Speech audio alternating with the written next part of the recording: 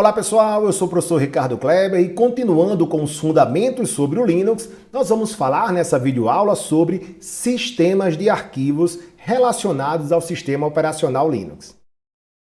Inicialmente, vamos diferenciar estrutura de arquivos de sistemas de arquivos. A estrutura de arquivos ou como funciona o sistema de gerenciamento de arquivos do Linux, quase todo ele funciona de forma semelhante, independente da distribuição. E mais ainda, o Linux funciona de forma semelhante, principalmente no seu gerenciamento de arquivos, dentre outros tipos de gerenciamento, como processos, como dispositivos de entrada e saída, tendo um grau de similaridade com outros Unix. Isso mesmo, o Unix da década de 60, o próprio Minix, que deu origem ao Linux, e diversos outros ambientes Unix, como por exemplo o AIX da IBM, os Solaris da Sun OS, os BSDs, Free e OpenBSDs, todos eles têm por trás uma estrutura semelhante porque segue o padrão POSIX. Guarda bem esse nome. POSIX é um padrão da I3E que foi incorporado ou é utilizado por padrão em sistemas Unix, e entre eles o Linux. O que isso quer dizer, Ricardo? Onde é que eu vou aplicar isso? Muito simples. Se você aprende Linux, você está preparado para trabalhar com uma grande infinidade de Unix. A sua curva de aprendizado, por exemplo, para aprender a utilizar o IBM AIX, o FreeBSD, o OpenBSD, o Sun OS Solaris, é bem menor, porque a estrutura do Unix é praticamente a mesma do Linux, do BSD, do Minix, enfim, porque seguem a estrutura determinada, implementada no padrão POSIX. Vamos agora então falar sobre sistemas de arquivos. Ora, sistema de arquivos é o tipo de sistema que é utilizado no seu sistema operacional para gerenciar os seus arquivos. Os arquivos regulares, as pastas, que são os diretórios, e que possibilita que o sistema operacional possa ler, gravar, apagar e identificar os arquivos que estão anexados nas mídias ao seu sistema operacional. Pois bem, por padrão, o Linux utilizou nas suas primeiras versões o sistema de arquivos EXT. A versão mais comum que se popularizou nas primeiras distribuições era o EXT2, e depois evoluiu para o EXT3, e aí então houve uma diferenciação ou um novo formato de sistemas de arquivos chamado Journal.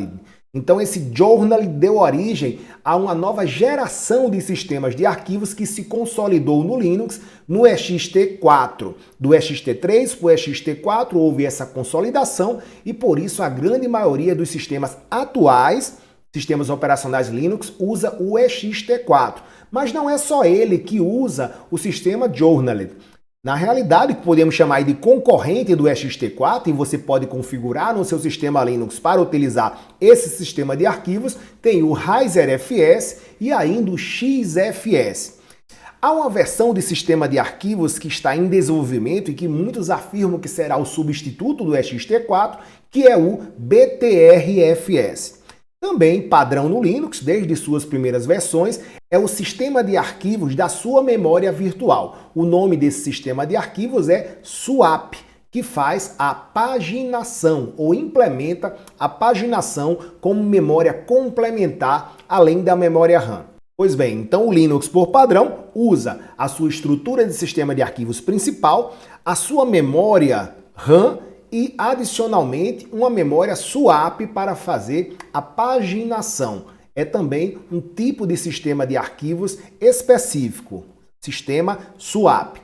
Além disso, o Linux dá suporte a dezenas de outros tipos de sistemas de arquivos. A compatibilidade, se não for nativa, ou seja, o seu sistema Linux, ao você incorporar um disco rígido, um pendrive, num formato que não seja conhecido a ele, como nós já vimos em aulas anteriores, você pode utilizar os módulos do kernel para dar esse suporte.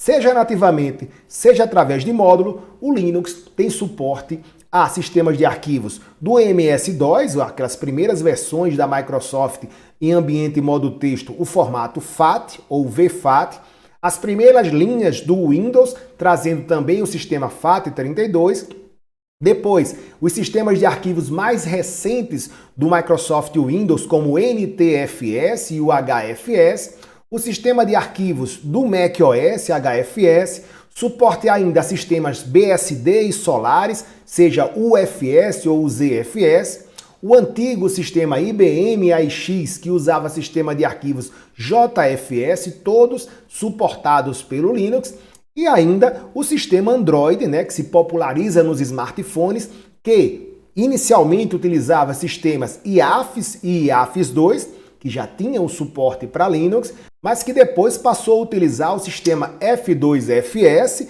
e a grande maioria das novas versões do Android utilizam já o sistema ext4, facilitando ainda mais, já que falamos que o Linux atualmente, nativamente, usa o sistema ext4 e o Android, atualmente, nativamente, também usa o sistema ext4. Aí do lado você tem a estrutura padrão de um sistema de arquivos Linux que tem diretórios ou pastas específicas para organizar arquivos de configuração, arquivos binários, arquivos do usuário, arquivos do superusuário root, mas que veremos isso em outras videoaulas quando instalarmos o sistema e passarmos a manipular os arquivos dentro do sistema de arquivos. Por ora, então, essas são as principais características dos sistemas de arquivos do sistema operacional Linux.